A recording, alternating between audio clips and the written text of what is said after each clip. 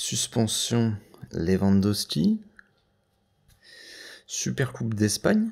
Gagné en plus. Validé ça. Oui, martyrisation du Real Madrid. Et pour finir, blessure de Dembélé. C'est l'heure du bilan, c'est parti.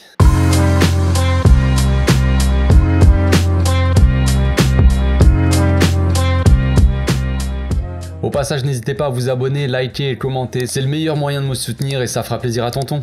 Le mois de janvier se finit demain les amis, c'est l'occasion de faire le bilan tous ensemble de ce petit mois de janvier qui vient de se finir là et de voir un peu ce que l'avenir peut nous réserver dans ce mois de février. Retour de Coupe du Monde donc en janvier, hein, enfin on va dire janvier, je vais pas vraiment parler du match de l'Espagnol de Barcelone, le 31 décembre, c'était, on va le compter comme le mois de décembre, comme l'année dernière, voilà, finir l'année comme ça en beauté sur un dernier match dégueulasse arbitré par Mateu Laoz après sa belle Coupe du Monde, on le sait, voilà, c'était un peu la cerise sur le gâteau. Frère. Donc cette Coupe du Monde qui nous avait fait vivre des belles émotions quand même, on a vécu des bons moments dans cette Coupe du Monde évidemment, hein, le parcours du Maroc, la victoire en finale de Léo Messi, a.k.a. le GOAT, hein, si tu préfères, si t'as pas compris qui était Léo Messi encore une fois, mais bon, on a vu donc des belles choses pendant cette Coupe du Monde, retour donc sur terre, retour au Barça, hein, et ses problèmes, Xavi out, il faut dégager Xavi absolument, ça se passe, y a rien qui va, machin, tous ces petits problèmes qu'on avait un peu oubliés pendant un mois de Coupe du Monde, et ben c'est le retour direct, ça te met une grande claque dans la tronche direct, et oui, donc c'est beau, mais le Barça se relève bien, se relève bien. Bon, évidemment, il y a ce match-là, le 31 décembre, pour finir l'année en beauté, comme je l'ai dit. Mateu Laoz, t'as compris, ce match-là était assez catastrophique, assez dégueulasse, j'ai envie de dire. Au point même que Mateu Laoz a été suspendu. Un arbitre qui est suspendu comme ça, on lui dit, frère, bon, t'as abusé un peu, t'es tellement bidon, frère. C'est un peu trop cramé, tu vois, les trucs que tu fais, tu vois, c'est un peu trop cramé. Donc on va te mettre un peu au frais. Tu vas rester un peu de côté et on verra. Calme-toi un petit peu, frère. Donc avant de démarrer ce mois de janvier, ce beau mois de janvier, le Barça quand même ils sont deuxième, après le nul contre l'Espagnol, donc on est deuxième, alors qu'on était premier au retour de la Coupe du Monde, voilà, on joue ce match-là, on perd des points, et oui. Donc pour faire un petit retour sur ce mois de janvier, c'est quand même 8 matchs en 24 jours, donc un match tous les 3 jours exactement, une super Coupe d'Espagne, qu'on est allé chercher contre le Real Madrid, qu'on a bien gagné, hein, on se souvient tous du match, 6 matchs à l'extérieur quand même, 6 matchs à l'extérieur sur 8, donc c'est pas évident, dont le match de super Coupe qui s'est joué où, je sais plus, en Arabie Saoudite si je me trompe pas, mais voilà, des voyages comme ça qui sont pas évidents pour les joueurs comme ça qui ont beaucoup de trajets en avion, c'est jamais facile, les allers-retours, les trucs, ça n'aide pas en tout cas. Mais ça nous a pas dérangé quand même pour faire des beaux trucs, hein. En 8 matchs on marque quand même 18 buts, on en prend 6 quand même, tous en Coupe d'Espagne, enfin en Coupe et Super Coupe, donc voilà, c'est ce qui est à noter aussi dans ce mois-là, début de mois de janvier, c'est quand même que Lewandowski est suspendu 3 matchs, hein. Il avait pas pris son match de suspension face à l'Espagnol, il avait joué mais ça avait été compliqué, le retour un peu de Lewandowski de la Coupe du Monde, c'était pas évident. Il y a eu quelques matchs un peu de flottement comme ça en Coupe d'Espagne aussi où c'était pas foufou quoi. Mais Lewandowski est donc suspendu, il prend 3 matchs. Après que le Barça ait fait appel tout ça, il prend 3 matchs définitivement de suspension. Heureusement pour nous quand même, il était là dans les matchs de coupe, les matchs surtout de Super Coupe d'Espagne qui ont été quand même assez importants évidemment. Surtout en finale où il marque quand même un but et fait une passe décisive. Donc ce qu'on pouvait remarquer dans les derniers bilans que j'ai fait de mois, j'avais fait que 2 bilans, un bilan de mois de septembre et un bilan du mois d'octobre. Et ce qu'on pouvait remarquer dans ces 2 bilans là, c'est que Lewandowski on était assez dépendant de lui, c'est-à-dire que à chaque fois que Lewandowski marquait, on gagnait. En tout cas, l'impression que ça donnait, c'est qu'on pouvait pas spécialement gagner sans Lewandowski. C'était un peu le truc là, surtout au mois de septembre, ça c'était vraiment, je crois, ça s'est vérifié. Et mois d'octobre, c'était quasiment équivalent, quoi. Je veux dire, s'il y avait pas Lewandowski qui marquait, le Barça avait beaucoup de mal à gagner. Et là, ça s'est un peu moins vérifié au mois de janvier. En tout cas, on n'avait pas forcément le choix parce que pendant 3 matchs, Lewandowski n'était pas là. 3 matchs de Liga qui ont été compliqués à jouer, évidemment. On a gagné par le plus petit des scores en plus, plus petite démarche, on a gagné 1-0 contre l'Atlético Madrid, contre Getafe et contre Girona. 3 équipes qui mettent le bus aussi. C'est pas uniquement l'absence de Lewandowski qui nous a fait du mal dans ces matchs-là, c'est évidemment les équipes en face qui sont pas évidentes à jouer pour nous. Bref, on démarre ce mois de janvier tranquillement par une petite équipe de Division 3, on se dit bon, ça va être facile tout ça, et finalement c'est beaucoup plus compliqué que prévu. Et évidemment, le match contre l'Intercity, on s'en souvient toujours, c'était pas évident, on avait commencé plutôt pas mal, on avait fait tourner, hein, Xavi l'avait mis Memphis, Ferran Torres, Dembélé en attaque, il y avait un milieu, je sais plus, Kessié, Pablo Torre et peut-être Busquets il me semble, Bellerin, Tu vois, Jordi Alba, Koundé, Araujo peut-être, je crois en défense, mais bon bref, c'était compliqué. Hein. On avait fait tourner, on commençait le match assez bien et finalement voilà, on s'est flingué tout seul comme d'habitude. On est allé jusqu'en prolongation pour aller gagner le match. Franchement, c'était très limite. Les fameux matchs de coupe, match piège que le Barça adore. Hein, c'est compliqué. Donc on se flingue tout seul. En fait, le Barça retombe dans ses travers. On peut dire, il montre de la suffisance, on va dire. Il lâche un peu le match et on se fait rattraper. Et il faut après pousser pour aller gagner ce match. Et c'est pas normal ce genre de choses. Donc on démarre assez mal, on va dire, ce mois de janvier. Ce match-là, c'est un petit rappel, un petit coup derrière la tête, une petite tape dans la tronche là qui te dit attention frère, parce que tous les matchs vont être compliqués. Peu importe que l'équipe soit une division 3, il faut mettre l'intensité, l'agressivité pour aller gagner ce match, tu vois. C'est pas les matchs, ils vont pas les victoires vont pas être données comme ça. Donc le match suivant, c'est celui de l'Atlético Madrid qui va nous donner quand même assez de certitude, pas mal de certitude, parce que c'est le premier match sans Lewandowski. Donc on se dit ça va être compliqué, surtout contre l'Atlético Madrid. On n'a pas gagné là-bas chez eux depuis, je veux pas dire de bêtises, mais je crois que c'est plus de 20 ans ou un truc comme ça. Enfin, il me semble, ou alors j'ai rêvé, mais ça fait déjà un bon moment. Ça fait peut-être pas 20 ans, je m'en souviens plus, je vous avoue, mais ça fait un bon moment qu'on n'a pas gagné chez eux. Et on se dit là, sans Lewandowski, qui est quand même décisif pour nous dans les résultats, ça va être compliqué. Et là, on a on va dire une Xavinette, Xavi qui retente l'expérience de mettre Pedri en faux ailier avec Baldé dans le couloir qui prend le couloir donc en tant qu'attaquant en phase offensive. Donc là, c'est un peu j'ai envie de dire la petite révélation. Sur le moment, on voit quand même un début de match, peut-être les 30 premières minutes du Barça qui sont de très grande qualité. Un très gros match qui commence. Pendant ces 30 minutes, on arrive à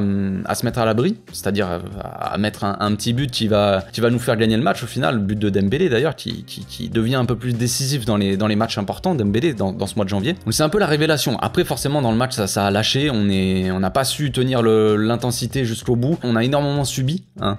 Ça c'est clair. On a retrouvé aussi une défense monstrueuse avec un Araujo, Koundé, Christensen et Baldé qui n'encaissent pas, hein, finalement, quand les 4 jouent ensemble. Donc il y a eu pas mal de certitudes. À partir de ce moment-là, on s'est dit, la défense, clairement, bah, même si on savait déjà, mais la défense, c'est celle-là qu'on doit avoir dans les gros matchs. Cette animation, ce système marche très bien. Même en l'absence de Lewandowski, on arrive quand même à produire du beau football. Maintenant, le plus dur, c'est de le produire pendant tout le match. Et sur plusieurs matchs, évidemment. Et ce qu'on peut dire là-dessus, c'est que Xavi, il a trouvé le système qui gagne. Celui qui nous donnait pas forcément de certitude il y a encore quelques mois, là, ça nous donne quand même pas mal de certitude avec un double pivot Frenkie et Busquets qui est assez intéressant dans la maîtrise pour ressortir les ballons, pour tenir la pression, tout ça. Les deux sont très complémentaires et ça t'aide énormément à avoir une maîtrise dans le jeu. Et un Pedri et un Gavi qui jouent plus haut aussi et qui peuvent débloquer des actions plus facilement. Qui sont plus intéressants. On l'a vu Pedri contre l'Atlético où il osait plus balle au pied et qui perçait ce bloc là par les dribbles en fait, ce qui fait peut-être un peu moins quand il joue plus bas, tu vois. Vient ensuite la fameuse Super Coupe d'Espagne, hein. La pression est grande de la part des supporters, on pousse, tu vois. La plupart des supporters attendent que Xavi trébuche, j'ai envie de dire, pour pouvoir dire bah voilà, je vous l'avais dit, Xavi n'est pas l'homme de la situation, Xavi out, tout ça on connaît. Ou alors tout simplement des supporters qui attendent que Xavi fasse un peu qui ferme des bouches, qui montre que il est l'homme de la situation, qui peut gagner des trophées aussi, tu vois. C'était à double tranchant, j'ai envie de dire. Donc le match contre le Betis se passe plutôt bien, et même s'il est pas évident, on démarre quand même bien le match, on fait un très bon match. Xavi fait un peu tourner l'équipe, on a Baldé et Christensen qui prennent place sur le banc, ils sont remplacés par Jordi Alba et Roberto qui joue à droite, Busquets au milieu de terrain qui est sur le banc aussi, Rafinha qui prend la place sur l'aile et finit le Pedri ou Gavi en ailier. Là on repart sur un 4-3-3, on va dire un peu plus classique. Le match est plutôt sympa comme je l'ai dit, mais voilà, on repart dans nos travers comme dans tous les matchs de coupe et on commence à subir tout ça. Heureusement pour nous, évidemment, Ter Stegen nous sort de là, c'est un très grand match en fait, il sort énormément de parades pendant le match et évidemment la fameuse séance de tir au but qui nous envoie en finale, hein. Donc c'est magnifique de la part de Marc-André, il retrouve son niveau et ça fait plaisir à tout le monde, hein, j'imagine. Donc vient la finale, le choc, le classico, le fameux classico en finale de Supercoupe. Donc ça c'est Xavi qui fait face à un défi qu'il n'a pas encore réussi à relever, j'ai envie de dire, gagner un premier trophée avec le club de sa vie, à la tête de l'équipe évidemment, pas en tant que joueur, on le sait. Donc le match est une masterclass tout simplement, on a vu, voilà, il remet hein, son fameux 3-4-3 en phase offensive avec Baldé qui prend le couloir. Cette fois-ci, petite nouveauté, c'est Gavi qui est en faux ailier au lieu de Pedri, et Pedri est placé plutôt à droite, et Gavi plus proche de Lewandowski. Le match est magnifique, hein, le match est une masterclass concrètement, de la part de tout le monde. Lewandowski aussi qui est buteur, qui est très décisif. Gavi est aussi énormément décisif dans ce match-là. C'est Baldé qui sort un gigantesque match et qui fume Carvajal, on a tous vu l'image. Bref, l'équipe au complet, de toute façon, nous sort un très grand match. Tout simplement, les joueurs sont concentrés, sont focus jusqu'au bout, en fait. On voit une 80 minutes, on va dire, de très grande qualité, et puis après, il y a quand même pas mal de changements qui viennent. Dans les 10 dernières minutes, on lâche un petit peu, on prend un but, bon, c'est anecdotique, j'ai envie de dire. Xavi soulève son premier trophée, il a le sourire pour son premier trophée en tant que coach du Barça, et voilà, donc il monte le petit sourire, au moins pendant la cérémonie. Après, il sait très bien que la saison est encore longue, hein, on le sait tous, les gars, et que c'est pas fini, c'est pas fini, donc Xavi, il se dit, on va se remettre au travail maintenant. Donc ensuite, le Barça écrase logiquement 5-0 le Ceuta en Coupe d'Espagne, bon, voilà, c'est pas non plus très compliqué, et après il enchaîne, hein, on enchaîne 3 matchs avec le plus petit des scores, donc 1-0 chaque match, avec 2 matchs sans Lewandowski évidemment. Donc le bilan du mois, comme je l'ai dit, 8 matchs, 8 victoires, donc 100% de victoire, c'est plutôt pas mal. 18 buts pour 6 encaissés. 6 encaissés, c'est tous en Coupe d'Espagne, hein, en Coupe et Super Coupe, comme j'ai dit tout à l'heure. Une qualification en demi-finale, du coup, qu'on va jouer face au Real Madrid. Le bilan est plutôt très bon, j'ai envie de dire, j'aurais dit excellent si les 3 derniers matchs, on avait vu un peu plus de buts, tout ça. Voilà, au tableau d'affichage, ça aurait été un peu plus sympa, mais bon, ces petits 1-0 font que, on va dire, c'est quand même un excellent bilan, je veux dire, si on veut être un peu chipoteur, oui, le bilan est pas forcément parfait, mais en tout cas, on a 100% de victoire, même si, bon, le nul contre le Betis, on va le compter comme victoire, même si c'est un match nul dans le match, on est passé au tir au but, mais t'as compris. Donc le Barça a retrouvé cette maîtrise qu'il avait en début de saison, qu'on avait perdu un peu dans ce mois d'octobre, ce qui correspond un peu au final, quand on regarde de plus près, au retour en fait de notre défense, tout simplement. Une équipe comme la nôtre qui joue aussi haut sur le terrain et qui prend autant de risques, on va dire, dans son jeu, et qui a autant d'espace, on va dire, dans son dos, et qui peut se faire prendre en contre-attaque, évidemment la défense elle est vitale là-dedans. Quand t'as Araujo, Christensen, Koundé derrière, c'est pas comme si t'avais et Baldé, on va dire, c'est pas comme si t'avais Roberto, Piqué, Eric Garcia et Marcos Alonso. Tu vois, je veux dire, c'est quand même pas le même délire, évidemment. Donc sans vouloir manquer de respect à Piqué et Garcia et Roberto. Mais on voit bien que cette défense-là, elle est vitale pour nous, évidemment, dans notre manière de jouer, mais aussi dans les stats. Hein. Cette défense-là, Baldé, Christensen, Araujo, Koundé, n'a encaissé aucun but. 0 but. Donc évidemment, ça fait toute la différence. Le Barça aussi qui avait du mal à tenir la pression dans les gros matchs avant la Coupe du Monde. Là, on l'a vu dans certains matchs qui sont, je veux dire, des gros matchs. Quand on voit l'Atlético Madrid, quand on voit les 2 matchs de Super Coupe, c'est des matchs où t'es quand même sous pression. L'Atlético, ça reste un gros match contre un concurrent direct. Et les matchs de Super Coupe, c'est les matchs de coupe où il faut aller gagner le trophée. Le Betis Séville, c'est peut-être une équipe un peu moins forte, on va dire, que le Real Madrid en finale, mais ça reste des matchs qui sont sous tension, parce qu'il faut aller chercher un trophée derrière, et que t'as pas 50 chances, tu vois, t'as pas de match aller-retour pour avoir une deuxième chance, non, faut gagner ce match. Et le Barça a quand même tenu la pression dans les gros matchs, ce qui fait la différence par rapport au mois d'octobre, on va dire, c'est pas le même mois non plus, hein. On avait le Bayern, l'Inter, tout ça, le Classico, mais on n'avait pas tenu. Psychologiquement, on n'avait pas tenu, et là, c'est toute la différence. C'est toute la différence dans ce mois-là. Psychologiquement, depuis le retour de la Coupe du Monde, tu sens que la plupart des joueurs, on va dire, hein, parce que t'en as certains que non, mais la plupart des joueurs, psychologiquement, ils sont là. Et ça fait la différence. Le Barça a retrouvé aussi un peu de caractère, et le retour de mon petit Ronald, Araujo, ce n'est pas un hasard à tout ça, évidemment. Comment aussi ne pas souligner le retour en grâce de Ter Stegen? Bon, c'est pour cette saison, c'est depuis le début de la saison, il est présent, mais là, dans ce mois de janvier, il a été décisif dans beaucoup de matchs. Et franchement, voilà, Marc-André Ter Stegen, mon petit gamin, on va pas faire de vanne sur tes cheveux cette fois-ci, mais merci. Merci pour ce retour en grâce, parce que ça fait toute la différence aussi dans les matchs comme ça. Quand tu peux pas avoir la maîtrise totale du match, des fois t'es obligé d'avoir un gardien qui te sort des buts en fait, tout fait. Regardez contre l'Atlético, il avait sorti des parades, mais Araujo avait fait un énorme sauvetage. Ça, ce genre de sauvetage de Araujo, de Ter Stegen contre le Betis Séville, ça c'est des sauvetages qui te vaut des buts en fait. Et dans les matchs comme ça sous tension, dans les matchs aussi importants, où c'est serré en Liga, ou dans les matchs de coupe, c'est vital pour nous, tout simplement. Donc malgré la cadence des matchs tous les 3 jours, le Barça a quand même tenu avec 100% de victoire. Le problème, c'est que la mauvaise nouvelle, évidemment, c'est la blessure d'Ousmane Dembélé qui retourne dans ses travers un peu, on va dire. C'est pas de sa faute, mais ça picote, hein. Ça fait mal au cul, oui.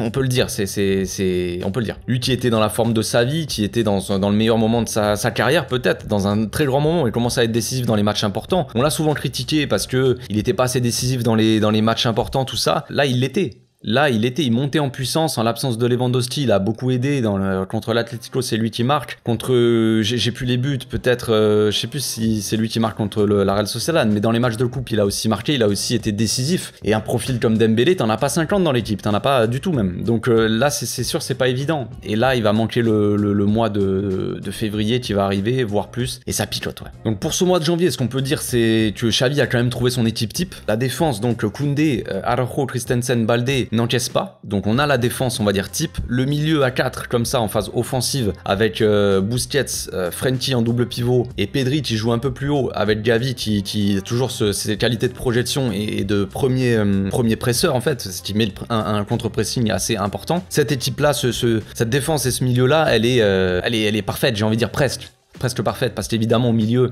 Gavi, Pedri, c'est des joueurs assez jeunes qui peut-être manquent d'expérience, Frenkie qui manque un peu de régularité, Busquets qui se fait un peu vieux, mais ces quatre-là, même s'ils sont pas parfaits, ce mélange-là de talent fait qu'on a un milieu quand même très talentueux, presque parfait, genre. Donc c'est l'équipe type. Après en attaque évidemment, c'est un peu plus compliqué parce qu'on avait l'absence de Robert et Dembélé qui étaient là. Maintenant ça va être l'inverse. Maintenant ça va être Robert qui va être de retour. Robert on l'a vu dans l'analyse d'hier, qui fait clairement la différence quand il est là et quand il n'est pas là. Le Barça ne joue pas du tout de la même façon. Et là, va falloir pallier l'absence d'Ousmane Dembélé. Donc, comment on va faire ça? Je ne sais pas. Est-ce que ça passera par le collectif? Ça, c'est sûr. Est-ce qu'on utilisera Baldé dans ce rôle-là de percussion? Ça, c'est possible aussi, oui. Donc, les joueurs qui ont été peut-être un peu oubliés, on va parler un peu des oubliés. Donc, Memphis, qui est quand même parti. Hein, il avait joué match de Coupe d'Espagne dans l'Intercity. Il n'avait pas été fameux. Il est parti à l'Atlético Madrid, dans ce club de Madrid. Voilà, il n'avait pas beaucoup de temps de jeu. Donc, je pense que c'était un peu la solution. De toute façon, je voyais pas l'avenir pour lui, un avenir très glorieux au Barça, ou en tout cas très long. De toute façon, il serait parti à la fin de la saison. Ferran Torres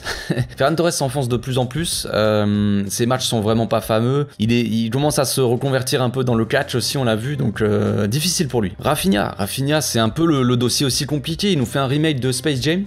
Quelqu'un lui a volé son talent. Voilà, qu'est-ce qu'il faut faire? Est-ce qu'il serait pas temps quand même d'appeler Bugs Bunny et sa team à la rescousse qui viennent nous sauver? Je sais pas, Michael Jordan, ou le Michael Jordan du foot peut-être, on va dire Lionel Messi, j'en sais rien. Il faut faire quelque chose pour Rafinha, c'est plus possible. Après il y a Ansu Fati aussi. Ansu Fati c'est différent, c'est pas la même maladie. Ansu Fati c'est le syndrome de Peter Pan peut-être. C'est le gars qui veut pas grandir. Il veut pas grandir, il veut rester enfant et pas prendre ses responsabilités. J'en sais rien les gars. J'essaie de trouver des explications à tout ça parce que franchement ça commence à fatiguer. On va tous tomber en dépression si ça continue les gars. Il y aura pas qu'Ansu Fati, Rafinha et Ferran Torres en dépression. Nous aussi on va l'être. On l'est déjà pour certains, mais voilà, t'as compris. Donc si il y a un moment pour se réveiller, on va dire les gars, c'est maintenant ou jamais, parce que là, sans Dembélé, il va falloir y aller quand même. Donc pour ceux qui n'ont pas l'habitude de jouer comme Bellerin, Kessié, Pablo Torre, tout ça, c'est un peu toujours la situation, elle n'a pas vraiment changé. Kessié, je trouve qu'il joue un peu plus, peut-être. J'ai l'impression en tout cas. Il a fait des matchs plutôt intéressants, certains, même si j'ai vu passer sur Twitter les gars. Alors je sais pas si je dois mettre cette stat, si je dois en parler, parce que des fois je parle de Kessié et ça fait je sais pas, c'est assez délicat de parler de Kessié visiblement. Mais je vous affiche quand même la stat les gars, parce que on sait comme ça.